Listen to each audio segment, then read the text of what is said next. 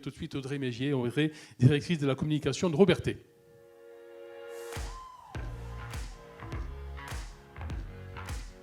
Merci Audrey. Parfait. Vous voyez l'écran, ça va Audrey ? Voilà, vous avez ici, vous avez votre zappette. Audrey, bonjour. Bonjour. Merci d'être avec nous. C'est très important que vous soyez là ce matin parce que d'abord, le groupe Robertet est un groupe très important de cet écosystème. Robertet était déjà présent le 12 avril lors de notre Filmed spécial IA, dans la séance de pitch avec Fabien Josserand. C'est important pour nous que vous veniez témoigner de la relation entre Robertet et innovation. Ça nous paraissait très important de vous entendre, vous, un des plus grands groupes de ce territoire, un leader, Kevin vient de le dire, qui pourrait très bien continuer à être le leader sans aller mettre du temps et de l'argent de l'innovation. Eh bien non, vous décidez d'avoir une vraie stratégie liée à l'innovation, d'aller aider l'écosystème innovant, et pas que cet écosystème-là, globalement, sans doute parce que vous allez avoir besoin de créativité, peut-être d'externaliser un certain nombre de choses. Bref, c'est cette expérience qui m'a paru intéressante d'écouter, au-delà du plaisir de vous avoir ce matin parmi nous. Audrey Mégier. Merci. Écoutez, je vais vous parler un petit peu de Robertet en introduction pour vous présenter notre société, qui est forcément pas très connue puisqu'on évolue dans le B2B. En fait, on est leader mondial des matières premières naturelles pour les industries des parfums et des arômes. Donc nos clients, ce sont les grandes marques que vous connaissez, qui peuvent être dans le très haut de gamme ou aussi au supermarché, et qui viennent chercher chez Robertet ce savoir-faire unique autour de la transformation, mais aussi de toute la chaîne de créativité qui va autour des naturels. Robertet est une entreprise familiale qui a un peu plus de 172 ans, donc avec une histoire marquée par 4 générations de Maubert à sa tête, qui sont plus passionnés les uns que les autres par le sujet des naturels, et qui ont fait grandir leur entreprise, qui aujourd'hui fait un chiffre d'affaires d'environ 600 millions d'euros, avec un objectif à 2030 de friser le milliard. Donc Robertet, en quelques chiffres, c'est 600 millions d'euros de chiffre d'affaires en 2021, 72 millions de bénéfices, dont une grosse partie est réinjectée dans la recherche, dans l'innovation et dans l'outil industriel. Un peu plus de 2100 collaborateurs dans le monde, 51 pays en termes de présence. Et notre force, ça va être notre connaissance du naturel, ce savoir-faire unique qui a permis notre ascension.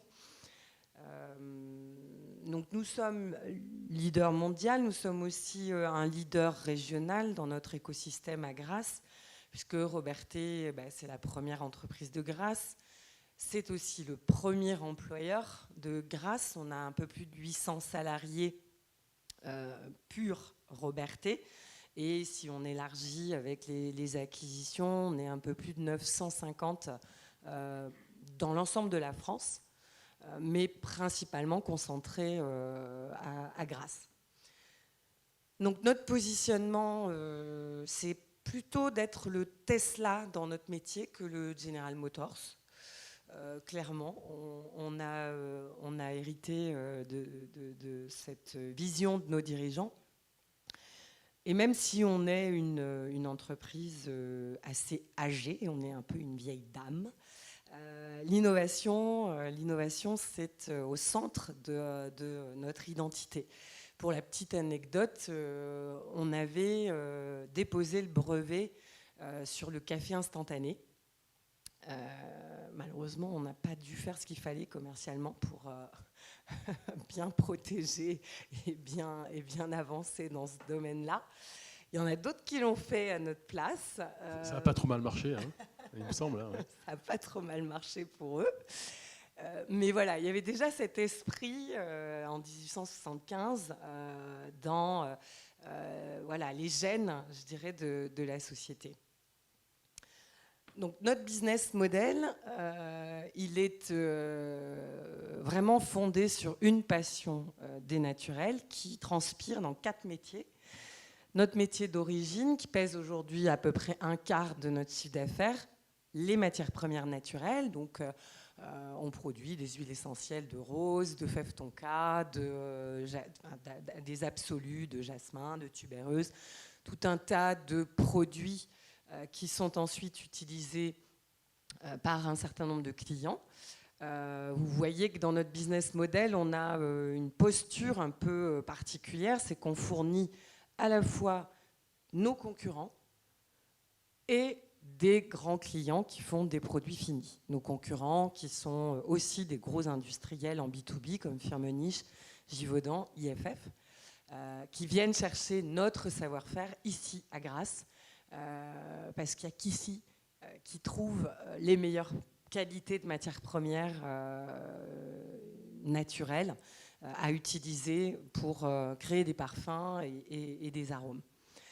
Donc on s'est évidemment dans les années 50 développé dans la parfumerie, le domaine des arômes. Donc on a 42 parfumeurs répartis dans le monde, 25 aromaticiens qui formulent, qui créent avec beaucoup de liberté créative, ce qui n'est pas le cas de nos grands concurrents et des très grosses structures.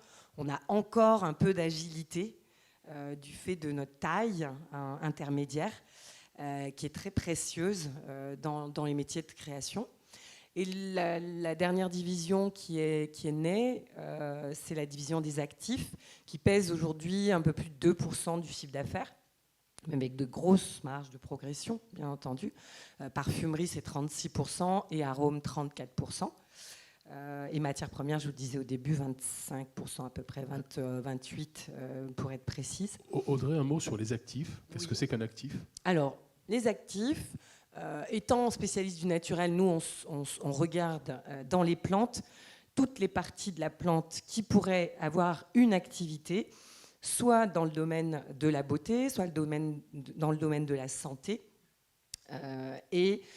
On va proposer ces extractions grâce à notre savoir-faire très avancé dans ce domaine-là à d'autres marques qui ne sont pas forcément les mêmes que les marques de parfum ou d'arômes, mais plutôt des industriels de la nutraceutique, de ce qu'on appelle la nutrafood. En gros, c'est comment se faire du bien en mangeant ou en passant une crème sur son visage avec des molécules actives issues de naturel qui viennent renforcer un bénéfice produit. Alors la grande question qu'on se pose depuis qu'on existe, je dirais, c'est comment innover quand on est leader sur son secteur. Parce qu'on n'a pas de modèle, on n'a personne à suivre, c'est à nous d'écrire la route et à nous de créer. Et notre leitmotiv, ça a été, ces dernières années, en fait, d'être capable de capter des startups, capables de faire émerger des technologies disruptives dans notre cœur de métier. Alors, le modèle des années 2000-2015, je dirais qu'on trouvait un peu des sociétés à coup d'opportunités, souvent un peu par accident ou simplement par notre réseau. Je vais prendre l'exemple de Bionov. C'est une société qu'on a rachetée en 2016. Au départ, dans les fondements de Bionov, eh bien, il y avait son fondateur qui vendait des graines de melon aux agriculteurs. Et il avait optimisé sa graine de melon pour que le melon ait une durée de vie la plus longue possible. Donc il avait les melons les plus beaux sur le marché parce qu'il mettait plus de temps que les autres à se dégrader. Et de cette idée est née toute une recherche dans l'activité spécifique de cette variété de melon. et a donné naissance à l'un des actifs les plus puissants et les plus innovants dans l'anti-âge naturel, la SODB. Donc la superoxyde dismutase, c'est une molécule qu'on trouve dans la chair du melon écrasé et que l'on extrait pour nos clients et qui va servir aussi bien dans des boissons pour son activité anti-âge que dans des crèmes de façon topique, etc. etc. Donc des débouchés énormes en termes de potentiel. Dans ce cas-là, Audrey, vous avez acheté le capital de cette oui, start-up. Tout à fait, de façon progressive, 60% à l'initial, et puis progressivement, on a totalement intégré Bionov au sein du groupe. Vous allez peut-être en parler tout à l'heure, et pardon si c'est le cas, mais comment vous êtes en veille sur les startups? Comment vous êtes en veille sur les idées créatives? Alors, justement, j'y viens. Trouver des sociétés à coût d'opportunité, ça ne nous paraissait pas viable à moyen terme. Et donc, aujourd'hui, on a bien senti que le milieu des startups s'est structuré. Et pour venir au contact des startups, Robertet a mis en place plusieurs actions. Notamment, on est membre de la French Tech Côte d'Azur depuis 2017. Et puis, on se met à parcourir les salons, les grands salons de l'innovation. Par exemple, le Vivatech à Paris, le CES à Las Vegas, ou le South by Southwest, qui est un des plus gros salons des entreprises en Californie. Et à ces salons, à travers ces associations, on a des possibilités de rencontres qui nous ouvrent des portes. Mais il y a aussi, je dirais, notre réseau s'imbriquer dans notre écosystème pour repérer les innovations de demain et comment elles s'appliquent à notre métier. C'est un petit peu la démarche qu'on a eue vis-à-vis de l'intelligence artificielle. Nos dirigeants entendaient parler d'intelligence artificielle et regardaient ça d'un œil assez méfiant. On n'est quand même pas les rois de l'informatique chez Robertet. On nous donne une souris, éventuellement on arrive à faire avancer notre présentation, mais ça s'arrête là. Et pourtant, l'intelligence artificielle, ça a eu une forte résonance pour nous. On s'est dit, mais il y a une carte à jouer, mais on ne va pas le faire comme tout le monde. En fait, l'intelligence artificielle, on l'a utilisée de deux manières. Lors de la création de notre usine de mélange en 2011 à Grasse, on a dépensé un peu plus de 12 millions d'euros pour créer une usine de mélange de parfums à ce moment-là. Et on est allé chercher des Français, une société à Montpellier qui fait des outils industriels de mélange de parfums, Roxane. Et on s'est dit, on va mettre de l'intelligence artificielle dans notre outil industriel, ce qui fait qu'aujourd'hui, 94% de nos pesées sont automatisées, robotisées, et que l'outil, il apprend chaque jour de son expérience. C'est-à-dire que les pesées sont de plus en plus habiles, de plus en plus justes, parce que l'intelligence artificielle lui permet de s'auto-améliorer. Et puis l'intelligence artificielle, on s'est dit, on va la mettre au service de la création. Donc avec un peu d'audace, par un de nos salariés, par LinkedIn, il a pris contact avec Aurélie Jean. Il s'est dit, c'est elle la référence, on va l'appeler. Et elle a répondu sur LinkedIn à notre appel. Et on a déployé tout un projet avec nos parfumeurs pour aider à la créativité. Alors l'idée, c'est pas du tout de se substituer à l'homme, mais au contraire de décupler les fonctions créatives de l'homme. L'homme a des limites, on est capable de mémoriser un certain nombre de créations quand on est parfumeur, et le métier de parfumeur, c'est un peu comme le bon vin, on se bonifie avec le temps. Donc les parfumeurs sont meilleurs en fin de carrière qu'en début de carrière. Pour autant, tout ce qu'ils ont créé avant peut quand même présenter de l'intérêt pour un brief particulier d'un client. Et l'intelligence artificielle va permettre de faire réémerger dans la mémoire récente du parfumeur des créations de sa bibliothèque ou de sa collection, entre autres choses. Donc voilà, on est dans cette démarche de proactivité. Et Robertet est vraiment passé d'un industriel un peu replié, avec une culture d'entreprise familiale, à Grasse, dans les parfums, donc vous imaginez un petit peu la lourdeur de la chose. On vit caché, on ne parle pas de nous, il ne faut surtout pas qu'on rentre dans l'entreprise, on a des formules et on est dépendant de nos formules, donc il y a toujours eu une barrière vis-à-vis de l'extérieur, et on a complètement fait évoluer cette culture vers un industriel plus ouvert vers l'extérieur, qui va à la rencontre des savoir-faire des start-upers, avec une innovation qui s'accélère. Notre présence à l'international nous donne des cartes aussi dans ce domaine. En étant dans 51 pays, il y en a un certain nombre qui sont très innovants, comme les États-Unis, comme Israël, comme la Chine avec Shanghai, par exemple.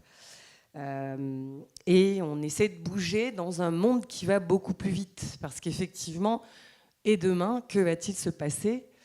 Personne n'a de boule de cristal, mais on sait déjà que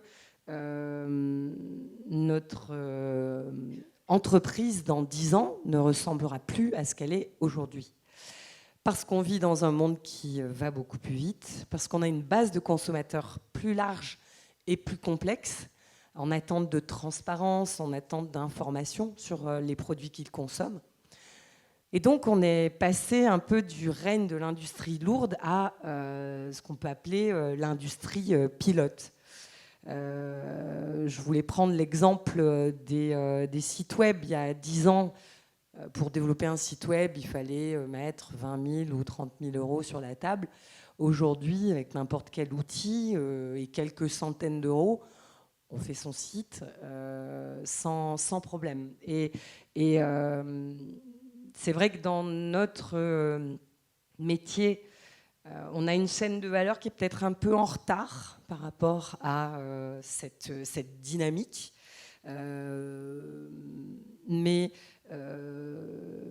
parce que culturellement, on a une lente appréhension de nos savoir-faire. Robertet, aujourd'hui, on peut peut-être en acquérir l'outil industriel et quelques brevets, mais on ne peut pas s'improviser leader du naturel avec ça. Ça ne suffit pas. Parce qu'il y a tous les savoir-faire liés à notre industrie qui sont implantés à Grasse et qu'il a fallu déployer pendant des décennies. Et Grasse et la région sud, ce sont des terres propices à l'innovation. Bien sûr, on est au cœur des industries du parfum, des arômes et de la santé. Mais dans un rayon de moins de 30 km, on a des leaders mondiaux dans leur domaine.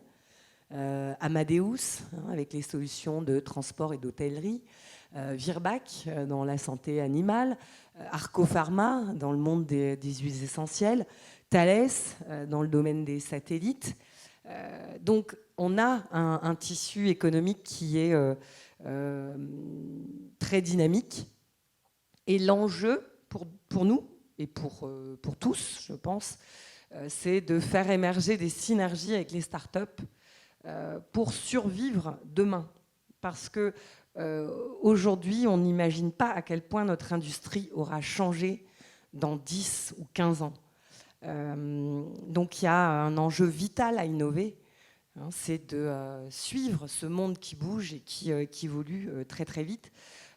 L'industrie des arômes va vivre sa révolution avec des protéines de substitution. Il va falloir en mettre des arômes pour garder le plaisir à consommer, à manger. Manger des insectes comme ça sur le papier, ça paraît pas forcément fou. Donc notre positionnement dans le naturel et dans les arômes nous assure une voie, mais à nous de faire émerger les bons savoir-faire, les bonnes startups et les bonnes synergies avec elles dans ces domaines-là. La médecine par les naturels aussi ouvre un grand champ des possibles. Il y a 3,5 milliards d'êtres humains qui se soignent par les plantes, de la médecine chinoise, mais pas que. Et Robertet a son rôle à jouer avec sa petite division d'actifs qui pèse 2% aujourd'hui dans son chiffre d'affaires, mais qui devrait se déployer dans la décennie à venir. Et donc, en conclusion, Robertet, même si on a une forte histoire, un fort ancrage à Grasse, on n'est pas assis sur nos lauriers. Au contraire, innover, c'est une question de survie pour nous. Et on veut le faire savoir et être force de proposition en étant membre d'associations comme la French Tech, en étant là aujourd'hui avec vous pour parler de ces sujets. En jouant le jeu aussi, en étant partenaire des trophées de la RSE au Cannes Startup Summit fin août. Voilà, partager aussi notre expérience et notre savoir-faire dans ce domaine-là pour des startups qui démarrent dans ce sujet. Merci Audrey, on peut vous applaudir pour cette présentation. Alors, merci. Merci beaucoup, c'est très intéressant de vous entendre. Deux questions. Il y a une actualité bien plus B2C que celle que vous venez de décrire, me semble-t-il, puisque pour la première fois, vous allez vers le client final avec des produits. Il y a un parfum qui a été créé. Et je crois que vous lancez là une marque avec une crème aux bases de CBD, c'est ça? Oui. Quelques mots là-dessus? Tout à fait. Alors, dans la philosophie de nos patrons, les Maubert, il n'a jamais été question de devenir une marque. Robertet est un industriel qui doit rester dans l'ombre de ses clients. Le marché pousse, les commerciaux sont là, nous disent « mais attendez, il y a des opportunités, on ne va quand même pas leur tourner le dos ». Et c'est dans ces cas-là qu'on a recours à des startups. On s'est associé avec Cédric Messina et on a fondé Okaya, qui est une start-up dédiée à la licence dans le monde du parfum, pour laquelle on a développé un certain nombre de licences. On a commencé par le sport avec la fédération de football et un parfum pour l'Euro. Puis on a développé des licences autour de grands personnages, de mangas, etc. avec Okaya. On a des projets dans la boîte autour du rugby. Avec cette start-up qui nous permet l'agilité de la mise sur le marché de nos savoir-faire créatifs pour les valoriser en produits finis. Et puis, côté actif, on sait qu'on est assis sur une mine d'or puisqu'on travaille sur le chanvre dont on extrait un fameux extrait dont on entend beaucoup parler aujourd'hui, le CBD. Et Robertet est le premier acteur à avoir une filière française de cet extrait. Donc la réglementation a évolué récemment, en 31/12 de l'année dernière, et a permis de légaliser l'usage de ces extraits dans un certain nombre de produits, dont de la cosmétique.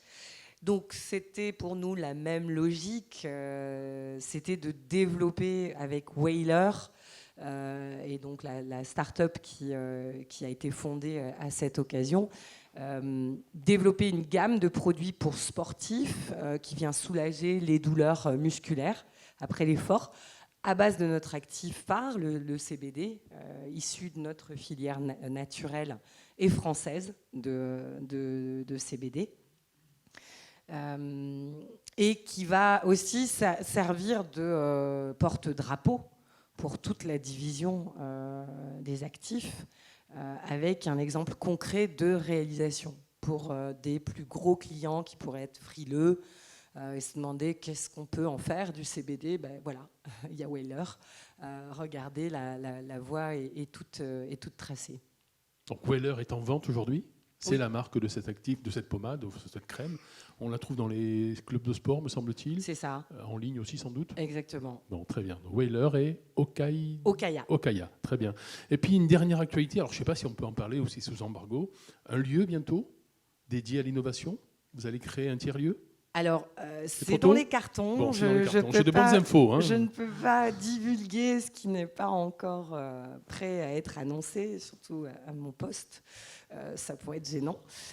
Mais Robertet, effectivement, a des projets. Et d'ici quelques mois, vous allez peut-être entendre parler de nous dans la presse locale, avec voilà, l'ambition de créer de nouvelles opportunités autour des startups et de générer une véritable émulation et un réservoir d'idées pour le groupe, pour notre innovation de demain.